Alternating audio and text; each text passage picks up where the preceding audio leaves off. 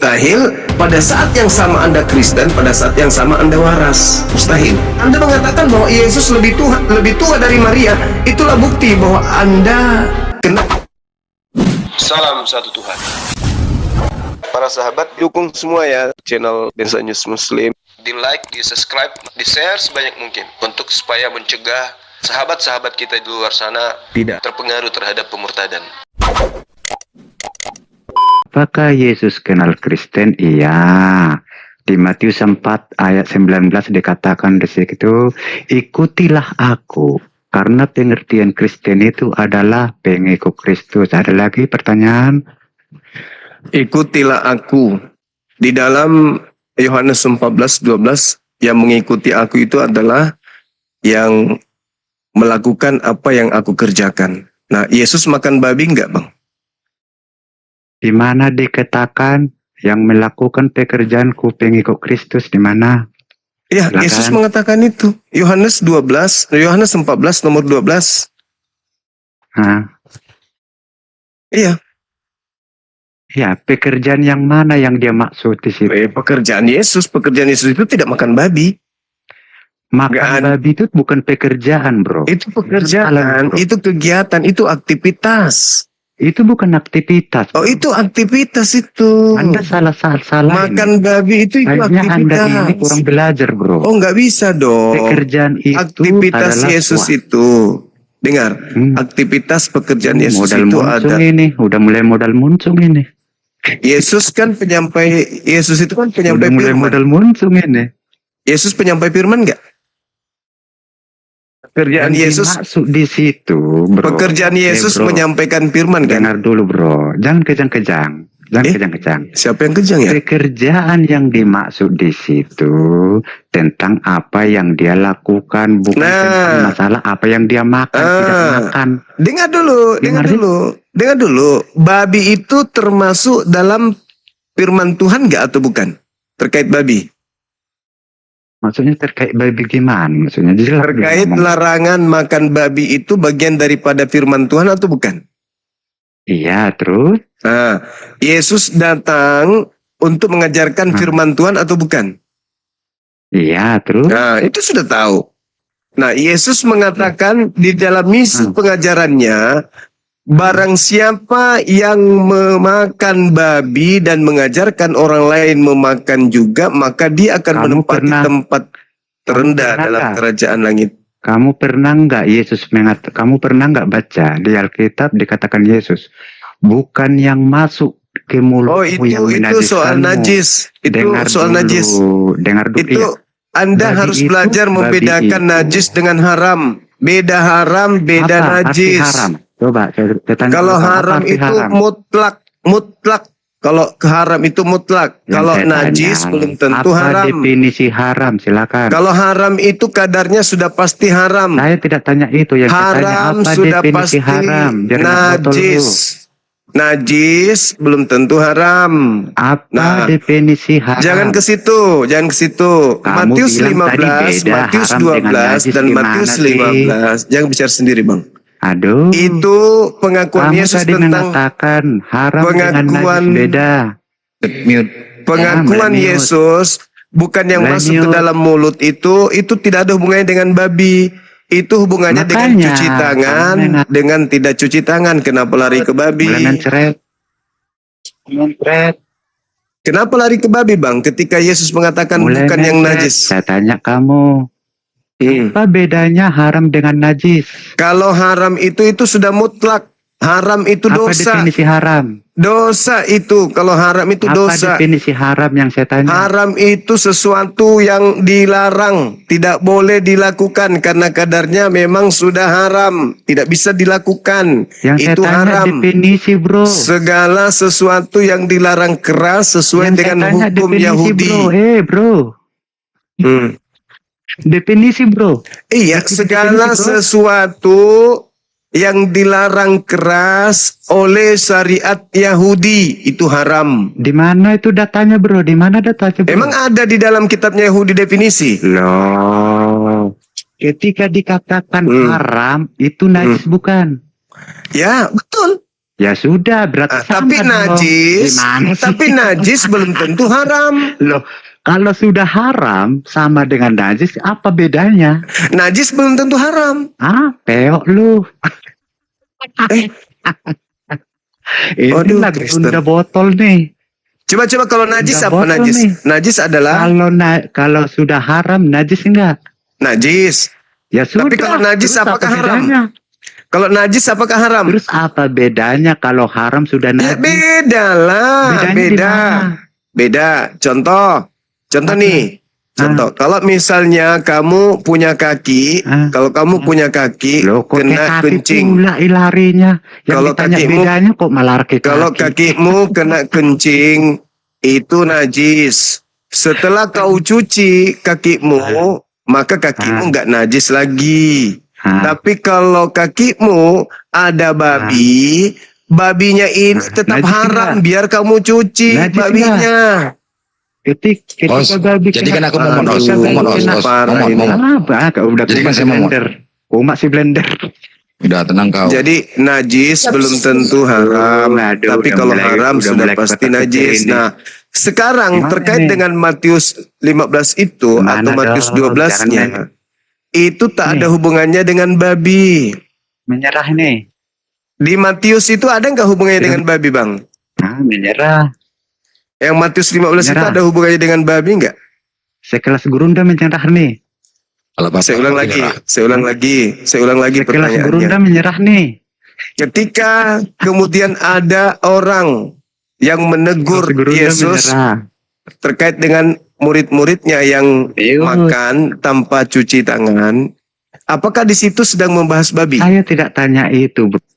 Iya kan Anda membawa Nah, dalilnya apa yang masuk ke Ketika mulut? tadi kamu mengatakan, ketika kamu Udah tadi turunkan, mengatakan, nggak usah turun. lama-lama. Jadi kan Nggak apa-apa, Anda di bawah aja. Udah kabur. Turunkan. Tidak apa-apa. Kami tidak mau berdiskusi dengan orang bodoh. Kata guru saya, lebih baik berdiskusi dengan 10 orang pintar, 1 lawan 10, daripada berdiskusi dengan 1000 orang bodoh yang otaknya seperti kera.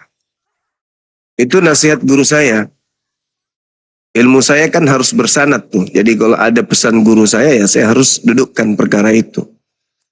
Lebih baik saya diskusi dengan 1000 manusia daripada saya berdiskusi dengan 1 binatang.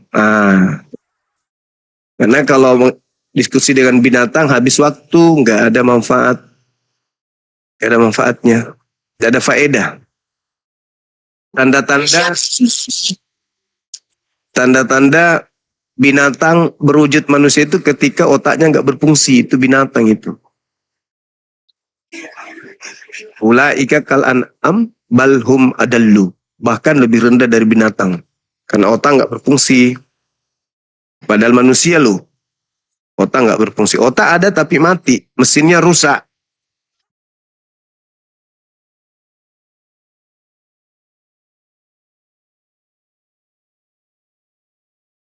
Ini enggak, Bang Blender ini kok nggak bisa dibuatin yang nggak bisa dijadikan moderator yang nggak ada ya di sini ya? Jadi kan moderator saya bisa. Pijit saya situ. Coba ini bisa cari, tapi nggak bisa ya Bang Blender ya. Saya ketik nama, Saya dipencet saya. Saya itu pencet. pencet. Tambahkan moderator. Ini adanya hadiah mikrofon kamera pembesar, ganti tempat, jadi mundur. Udah dipencet punya saya. Enggak. Oh ini, Dipencet profilnya abang itu, terus yang titik 3-nya dipencet lagi. sudah. Udah. Aturan. Oke. Lanjut. Kudor kalian noten ya. Senjataku pasang kokang nih, macam-macam kalian. Kudor kalian. Kokang nih. Semacam kudor. Hati-hati kalian. Naik yang santun saja. Jangan macam-macam.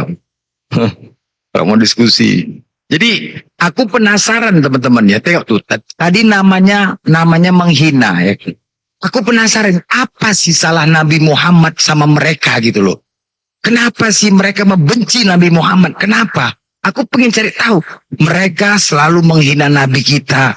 Padahal Nabi kita itu waktu pas Nabi kita itu menguasai wilayah negara. membuat perjanjian terhadap orang-orang kafir. Coba, penghormatan, ini perjanjiannya ya. Penghormatan terhadap kafir jinni. Nabi menegaskan bahwa barang siapa menyakiti kafir jinni non-muslim yang hidup di bawah damai, di bawah perlindungan negara Islam, maka Nabi akan menjadi lawannya di hari kiamat. Kedua, perlindungan Islam memberikan perlindungan kepada kaum musyrikin selama mereka tidak menyerang atau mengkhianati umat Islam. Nabi mengutamakan diplomasi dan kerjasama untuk menjaga stabilitas dan memperluas dakwah Islam secara damai. Jadi memang benar-benar tidak ada tidak ada kebencian Nabi kita terhadap mereka. Tapi kenapa ya kok mereka membenci Nabi kita ya? Dan aku itu menjadi penasaran loh. Pada waktu zaman itu Nabi enggak seperti itu. Dan ternyata benar, aku mencari tahu, ternyata kejadian ini setelah meninggalnya Nabi Muhammad di abad ke-7, barulah timbul di situ fitnahan tentang Nabi. Mereka tidak terima ketika Nabi membawa firman Allah, ya kan? Di situ menjelaskan tentang pembantahan tentang penyalipan. Dikatakan di situ Nabi Isa tidak disalib, tidak pula dibunuhkan. Nah, ternyata terjadi kan peperangan itu Islam dengan Kristen Ortodok, Kekaisaran Bizantium. Kekaisaran Bizantium selama 900 tahun peperangan ini antara Islam dan Kristen Ortodok. Nah, akhirnya Islam memenangkan peperangan. Nah, yang anehnya Kristen Ortodok ini mengakuin Islam dan Kristen itu sama. Secara sama, dianggapnya Islam itu bidat. Makanya hati-hati ya. Sekarang Kristen Ortodok sudah mulai mewabah. Tengok Agatha Ortodok. Mereka menggunakan mukena, menggunakan telukung. Coba, gaya sholatnya sama, ibadahnya. Jadi seolah-olah mereka menganggap kita ini bidat. Ini, sekarang Ortodok mulai menjamah. Sokatul Ortodok semuanya. Mereka menganggap sejarah kembali lagi. Karena mereka kalah dan mereka di bawah naungan kita. Jutaan orang di bawah naungan kita. Disitulah terciptanya fitnahan terhadap Nabi Muhammad. Mereka membuat buku, memfitnah. Karena kekalahan itu, mereka membuat fitnahan terhadap Nabi Muhammad. Masalah fitnah perkawinan. Itulah semua. Masalah Ka'bah, batu hitam. Dari situlah semua bermula. Jadi Kristen Ortodok ini sekarang sudah mulai mewabah. Hati-hati dengan misi-misi misionaris mereka. Seolah-olah Islam dan Kristen Ortodok sama. Hati-hati buat teman-teman, saudaraku semua. Jangan terpengaruh. Agatha, si Edi juga udah mulai nih, Sokatul, udah mulai Ortodok ini. Karena mereka pertama kali muncul, Ortodok ini. Dan mereka tidak mau terpisah dari Islam. Nah, itu masalahnya. Mereka tidak mau terpisah dari Islam. Seolah-olah sama ajarannya. Malah mereka mengatakan Islam itu bidat. Kata enggak aja. Hati-hati kita ya buat teman-temannya. Disitulah makanya fitnahan orang-orang Kristen Ortodok ini timbul kepada mereka. Sampai sekarang ini. Kenapa mereka membenci Nabi Muhammad? Karena Nabi Muhammad, Al-Quran itu seolah-olah Nabi Muhammad membawa Al-Quran membantah, membongkar misi-misi mereka. Mereka Bizantium itu mewakili dari Kristen Eropa. Seolah-olah Nabi Muhammad itu datang mengganggu mereka, membongkar misi-misi kebusukan mereka. Waktu zaman Nabi Muhammad, mereka tidak mampu untuk melawan Nabi Muhammad karena banyak pasukan, takut. Setelah meninggalnya Nabi Muhammad, barulah di situ mereka mulai menyuarakan, memfitnah, segala macam. Itulah perang akhirnya. Perang Bizantium dengan kekhalifahan Islam. Turki. 900 tahun loh. Lamanya perang. Nah, itulah bermulanya kenapa mereka membenci Nabi Muhammad, teman-teman. Ya, benci kalau sama Nabi Muhammad. Kenapa? Membongkar. Nabi Muhammad datang membongkar. Padahal Al-Quran datang meluruskan kan. Al-Quran datang tuh meluruskan. Tapi memang dasar, ya iblis lah. Mana kita mau bilang. Menghujat saja. Kalau nggak menghujat bukan oten namanya. Lalu cukup baik loh. Nabi Muhammad begitu toleransi kepada mereka. Coba itu Sohi itu. Yang tidak menyerang. Adalah kelenten. Ini lagi kelenten. Siap perang ini. Assalamualaikum Gurunda, Bang Blender. Waalaikumsalam. Turun aja biar ada 2 slot buat Oten. Oke. Sehat selalu. Assalamualaikum. Waalaikumsalam.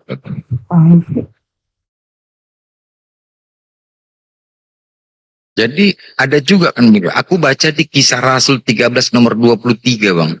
Di situ sengaja Theos membangkitkan Yesus dari kematian dengan tujuan untuk menjadi juru selamat bagi orang Israel. Hah, Besera Orten. Jadi yang selama ini Orten bernyanyi kan, Yesus juru selamat kami, Yesus juru. Itu yang mereka nyanyikan selalu di gereja, mengatakan Yesus adalah juru selamat. Setelah aku baca di Kisah Rasul, jelas sengaja dia dibangkitkan dari kematiannya demi untuk menjadi juru selamat bagi orang Israel. Hancur klien, beserak klien. Berarti selama ini klien Yesus dikatakan juru selamat, mana? Berdasarkan Lukas 1 itu, pada hari ini telah lahir juru selamat Tuhan Yesus, juru selamat saja. Tapi ini jelas bagi orang Israel. Pada hari ini telah lahir Tuhan juru selamat di kota Daud. Wah, Daud itu urusannya, juru selamat. Wah, Daud kalau lahir. Linda, monitor. Monitor.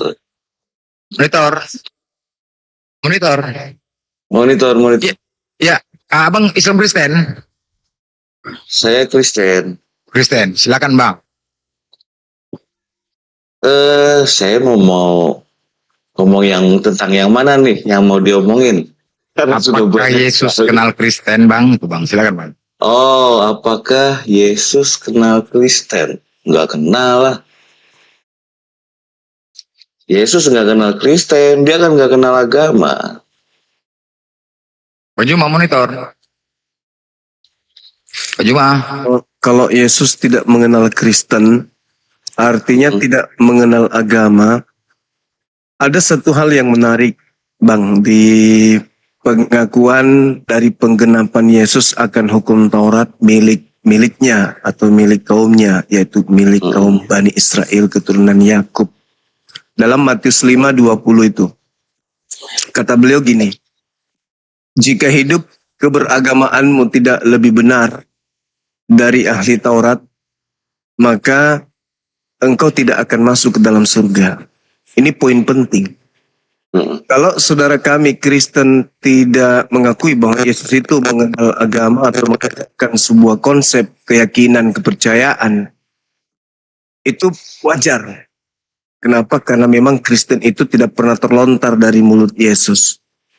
Sayangnya, bukan hanya sebutan Kristen doang yang Yesus tidak kenal, tetapi tata cara hidup layaknya saudara kami Kristen hari ini pun Yesus tidak kenal. Semisal makan babi, ibadah minggu, menyembah dirinya, Natalan, dan seterusnya. Itu Yesus memang tidak kenal. Benar-benar buta Yesus itu tentang prosesi, rutinitas ritual agama Kristen.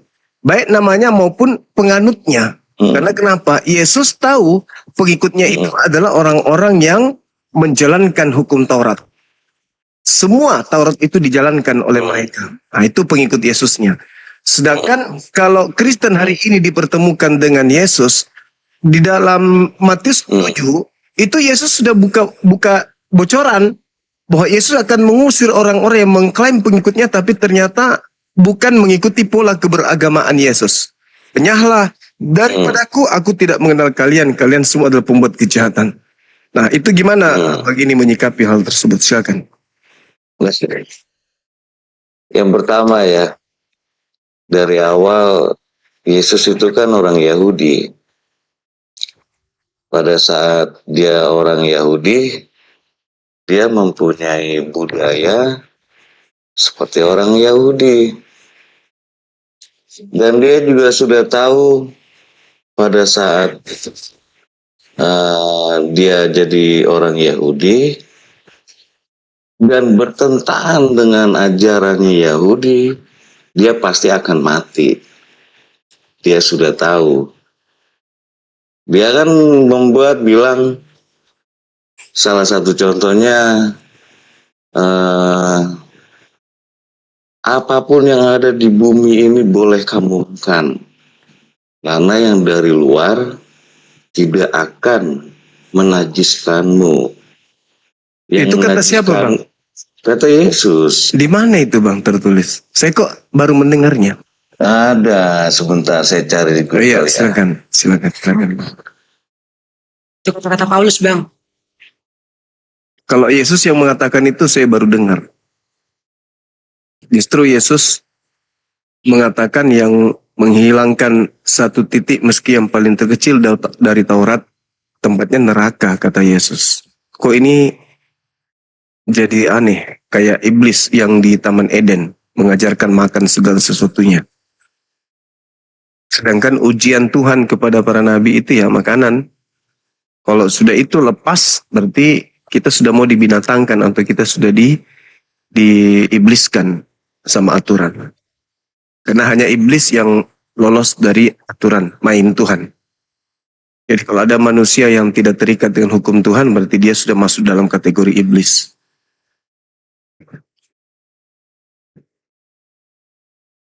Saya 18 tahun, ini sedikit lagi 19 tahun baca Bible.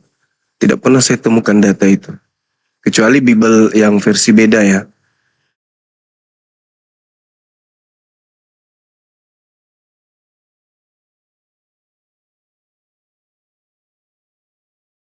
Kita tunggu kawan kita ke perpustakaan dulu, teman-teman.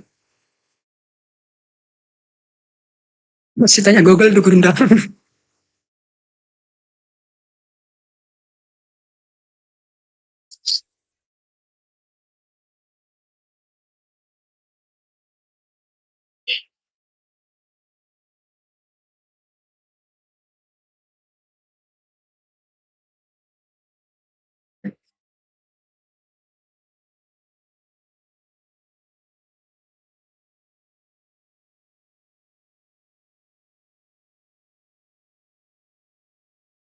Naik angkot lagi dia, naik angkot ke perpustakaan.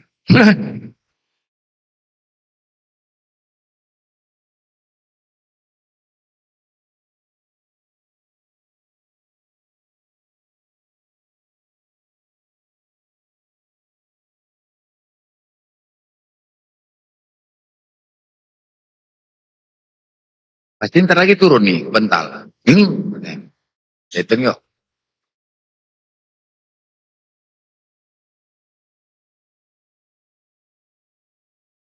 Kabur aja lah, nggak ada. Lagi nelfon Paulus tuh Bang Blender. Lagi nelfon Paulus. Kita tanya Nabi Luga itu. Lagi kabur, lagi itu kabur. Reng.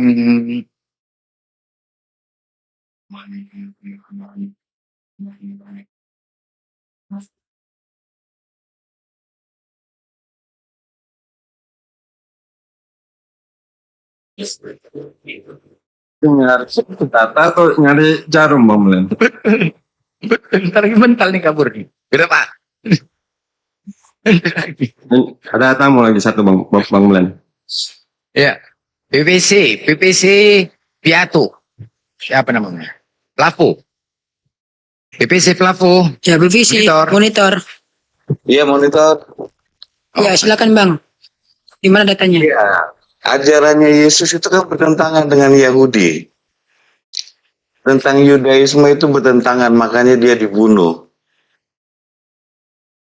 Karena ajaran Yesus itu kan diklaim oleh orang Yahudi adalah sesat. Bukan. Itu nggak ada itu. Itu fitnah lagi tuh, Bang. Fitnahnya gimana? Orang Yahudi ingin membunuh Yesus karena takut bangsanya dirampas oleh kekaisaran Romawi.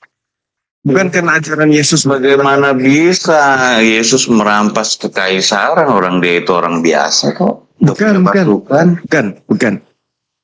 Jadi gini, ketika Yesus datang banyak melakukan mujizat, termasuk membangkitkan saudaranya Maria, yaitu Lazarus. Jadi orang-orang pada saat itu kemudian menyaksikan ini Yesus kok semakin hari semakin banyak yang menjadi pengikutnya. Bahaya ini, orang-orang meninggalkan bait suci, tempat mereka kemudian orang-orang Farisi ini menuju kepada Yesus. Coba Anda baca dalam Yohanes 11 nomor 45. Iya, taruhlah banyak. Setelah banyak kok dia bisa bisa mengambil kekuasaan kaisar. Orang Bukan mengambil abang, bukan. Gimana? Jadi kita baca sesuai dengan data Yohanes 11 45 sampai 57. Imam-imam kepala mahkamah agama, orang Farisi, imam kepala dan juga ahli Taurat pada saat itu rapat kilat.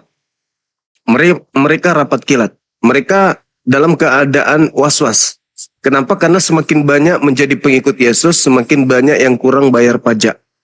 Sehingga mereka melakukan rapat kilat. Rapat kilat mereka. Apa yang harus kita lakukan nih? Kalau kita biarkan Yesus begini, maka orang akan semakin banyak percaya kepada dia. Dan kalau sampai itu terjadi, maka orang Roma akan datang merampas tempat suci kita dan juga bangsa kita. Akhirnya mereka sepakat, baca 53, akhirnya mereka sepakat untuk membunuh Yesus. Itu bang, jadi Kristen ini memang rata-rata jemaat tidak pernah dibacakan data-data asal muasal orang Yahudi ingin membunuh Yesus. Yang mereka dicocoki kepada kuping mereka itu adalah karena dosa waris. Tapi itu semata-mata karena tipuan doang.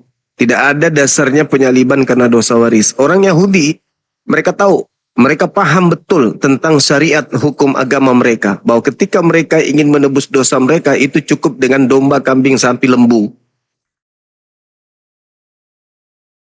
Nah, sedangkan apa yang diajarkan kepada Kristen seakan-akan Yesus itu disalib karena dosa waris. Nah, untuk menjadi supaya ada senjata, maka orang-orang yang menjadi tokoh di Kristen itu mencoba untuk mengais-ngais apa yang tertulis di kitabnya orang Yahudi supaya dicocokkan dengan penyaliban. Padahal itu nggak ada hubungannya sama sekali. Orang Yahudi ingin menyalibkan Yesus murni karena takut bangsa mereka dirampas oleh orang Romawi. Sehingga Yesus harus dibinasakan. Begitu saudaraku. Coba Anda baca Anda dulu. Baca aja dulu bang. Yohanes 11, 45 sampai 57 itu dalami benar-benar. Yesus disalib itu bukan karena itu, Bang. Yesus disalib itu karena dia menista agama Yahudi. Oh enggak, itu cuma ada baca. Ngomongin masalah pajak, Yesus bilang malah harus bayar pajak. Iya betul. Harus bayar pajak memang. Harus bayar pajak. Iya. Tetapi dia- apakah enggak, Dan tunggu dulu. dengan ajaran Yahudi dia bertentangan. Tunggu dulu. Di mana pertentangannya? Bertentangannya tentang pernikahan. Di mana Yesus membahas tentang pernikahan di ajarannya? Kalau di hukum Tauratnya Yahudi itu pernikahan boleh jika ada surat ceraian. Oh, itu penggenapan. Makanya ketika kita bahas penggenapan pengajaran Yesus akan Torah, itu Kristen akan keteteran, gak lolos di situ karena berat. Penggenapan di mana? Itu sudah ada bukunya, Bang. Iya, itu penggenapan di Matius 5 itu. Orang Kristen Tapi gak kan paham. beda ajarannya dengan Yesus. Iya, memang betul. Karena Yesus itu Iya, makanya Yesus- salah satunya itu tentang Yesus itu- perceraian. Yesus itu Terus menggenapi bang Taurat, menggenapi artinya melengkapi, menyempurnakan gitu. oke. Ini kita ngomongin apa nih? Ngomongin Taurat atau ngomongin apa nih? Bukan, yang tadi itu latar belakang orang Yahudi ingin membunuh Yesus itu Oke. tidak ada karena dosa waris. Coba Anda tunjukkan kepada Saya saya. nggak pernah bilang itu dosa waris, Bang. Iya, berarti Kristen selama ini dibodohi dong dengan mengatakan penyaliban untuk nebus dosa waris. Kalau menurut abang seperti itu, ya menurut saya itu dibodohi. Tapi kan saya pendapatnya beda, Bang. Nah, coba apa latar belakang pendapat Anda untuk mengatakan itu berbeda? Silakan. Menurut saya, Yesus disalib itu karena penistaan agama. Pada saat hukum salib itu kan hukum yang paling tinggi di zaman itu. Baik. Saya boleh bacakan sebuah dalil? Dalil tentang apa? Alasan orang Disalib. Yahudi, ya, alasan Yesus itu disalib dan sekaligus menepis apa yang menjadi pernyataan saudara tadi bahwa itu adalah keliru besar. Saya Ya, bacakan. jadi pada saat Yesus salah satu contohnya ya, sebenarnya kan banyak orang Yahudi kan melihat semua keajaiban yang Yesus sudah perbuat itu adalah kuasa setan. Satu. Kedua, pada saat di bait Allah, Yesus ngamuk-ngamuk, itu adalah penistaan Tuhan. Bang, lanjut bang. Abang nggak pakai data. Iya, Bang. itu Abang nggak pakai data, lanjut. cuman akal-akalan abang aja itu. Coba Iya, Bang. baca Markus 14 nomor 1. Hari Paskah 2 hari Raya Roti Tidak Beragi akan mulai 2 hari lagi. Imam-imam kepala dan ahli-ahli Taurat mencari jalan untuk menangkap Yesus. Dan mencari jalan untuk membunuh Yesus dengan tipu muslihat. Itu dipahami dulu itu, Bang. Kemudian yang kedua, kita lihat di dalam Matius 26. Di dalam Matius 26, di data nomor 59, juga terekam dengan sangat jelas di situ. Di data 4-nya dulu kita lihat, mereka berunding, imam kepala, tua-tua, mahkamah agama, dan juga orang Farisi. Mereka berunding suatu rencana untuk menangkap Yesus dengan tipu muslihat untuk membunuh dia. Nomor 59, kita lihat.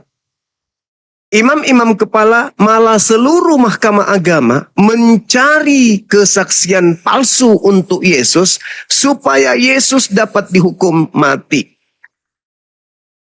Jadi kalau Anda mengatakan, oh karena dia menista, karena dia mengobrak-abrik dagangan, ngapain dia membuat saksi palsu? Ngapain dia bikin tipu muslihat? Ngapain dia berunding mencari-cari alasan? Kalau memang sudah ada alasan tepat untuk membunuh Yesus.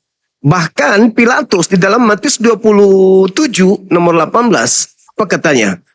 Imam kepala mahkamah agama, orang Farisi menyerahkan Yesus untuk disalib karena mereka dengki. Nah, ini orang Kristen nggak paham bahwa ternyata orang-orang pada zaman itu ingin membunuh Yesus karena unsur politik ekonomi. Bukan karena dosa waris, bukan supaya penggenapan keluar dari tanah jadi Tuhan, bukan untuk lahirkan Kristen. Nggak ada hubungannya. Kristen itu adalah agama baru yang dibuat oleh orang Farisi sebagai sekte sesat atau sekte bidat dari Yudaism. Nggak ada hubungannya dengan Yesus Kristen itu. Jadi Kristen adalah sebuah sekte di luar Yahudi yang tidak dikenal oleh Nabi Yesus. Itu faktanya, Bang. Kalian aja yang ngaku-ngaku mengklaim pengikut, padahal bukan Yesus anak Maria yang kalian ikuti, melainkan Yesus yang lain, yaitu Yesus yang datang kepada Paulus.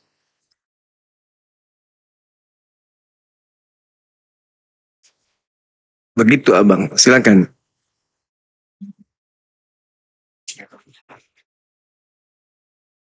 Di penggelam.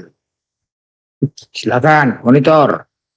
Anda berbicara, kita bukan berbicara berdua, empat mata, suka-suka hati, permainan kata-kata, data bos. Kalau nggak data kita mute. Silakan bang, kita bicara pakai data bang ya, bukan pakai congor bang ya. Karena kita sini mencerdaskan, bukan membodohi.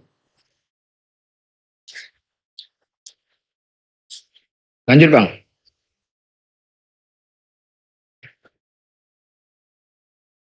Mana ya keluar masuk.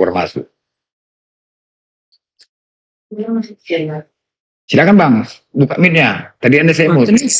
Anda saya mute tadi, buka mic-nya.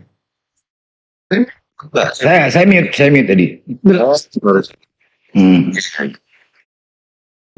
Gimana tadi Markus berapa bang? Saya belum cross check tadi. Markus 14 nomor 1. Markus 14 nomor. Iya, Bang. Ya ini. Sini apa enggak ini? Maaf.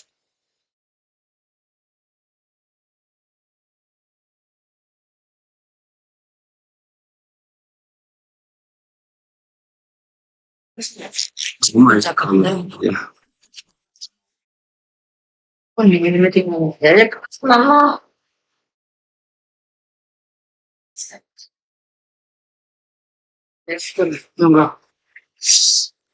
Jadi memang teman-teman kita Kristen yang level jemaat itu kebanyakan enggak tahu. Mereka hanya didoktrin, didogma doang.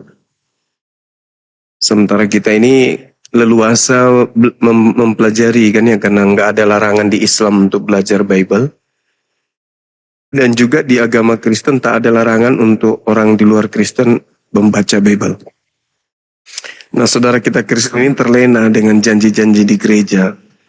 tanpa mereka pahami bahwa ternyata yang pendeta pastor mereka sampaikan itu hanya obat kuping. Mereka nggak mengulas isinya di dalam. Itu teman-teman. Yang ada di HP saya juga sudah banyak mempelajari Islam, kan. Itu ada Al-Quran, ada Ori, terus ada apa namanya? Sayangnya syarat untuk belajar Islam itu waliyatazakkara ulul albab, harus berakal dulu, Bang. Kalau nggak berakal nggak bisa paham Islam.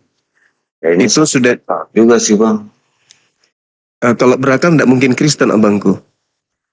Kenapa bisa gitu? Berarti orang yang menemukan segala macamnya nggak berakal, yang agama-agama Kristen. Itu nggak ada hubungannya dengan Kristen. Mereka menemukan lampu, menemukan elektronik, nggak ada hubungannya dengan kekristenan itu. Betul, Nggak nggak ada hubungannya. Tapi menurut saya berakal Bang. Kalau Anda berakal nggak mungkin Kristen, saudaraku. Sekarang gini, saya bekerja mencari uang, kan pakai Kan udah, Bang. kan kau bilang Kristen, abang. Saya nggak bilang kalau Anda berakal nggak mungkin Anda dapat kerja. Itu kan opini. Bukan, itu fakta. Coba kita buktikan nih. Menurut saudara Kalau saya yang ada sabar, Bang. berakal, saya nggak punya Sabar. duit Bang. Sabar. Apa hubungannya dengan duit? Sabar. Ini kan saya mengatakan Kristen, bukan harta, tapi Kristen.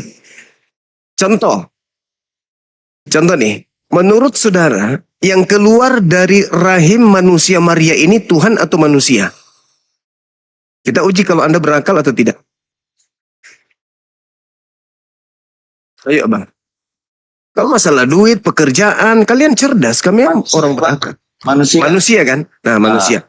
Apakah ada pengajaran yang Anda terima dari nabi-nabi, termasuk dari Yesus, bahwa Tuhan itu pernah berubah menjadi bukan Tuhan?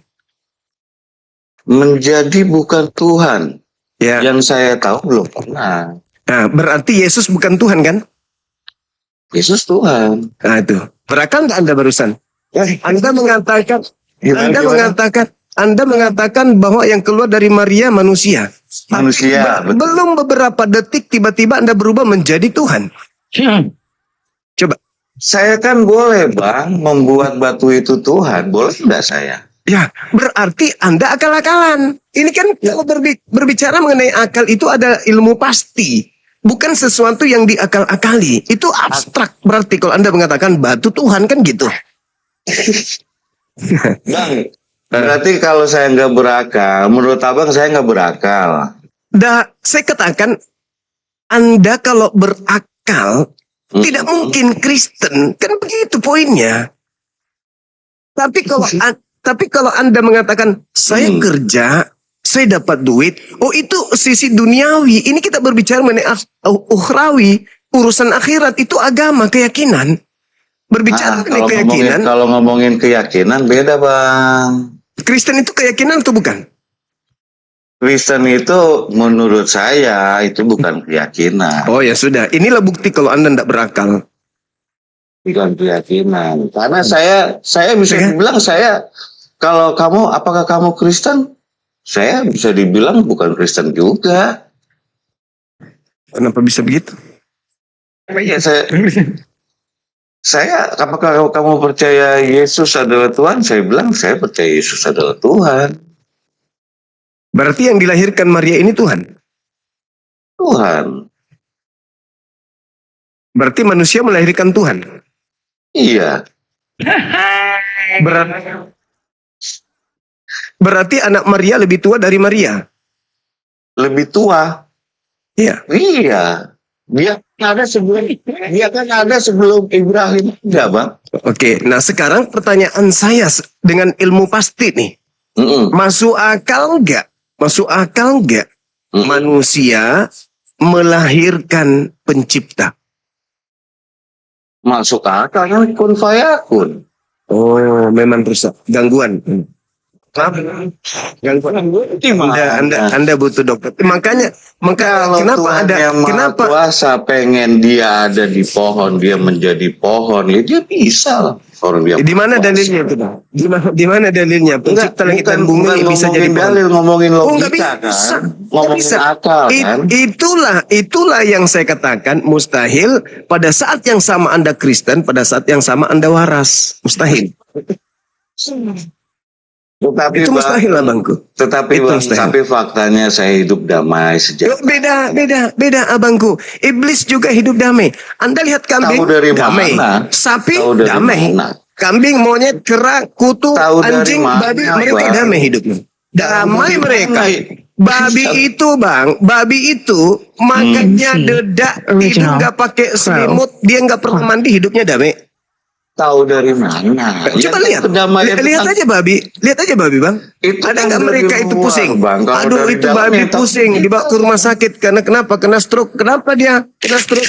Babinya pusing. Ada pusingnya babi itu.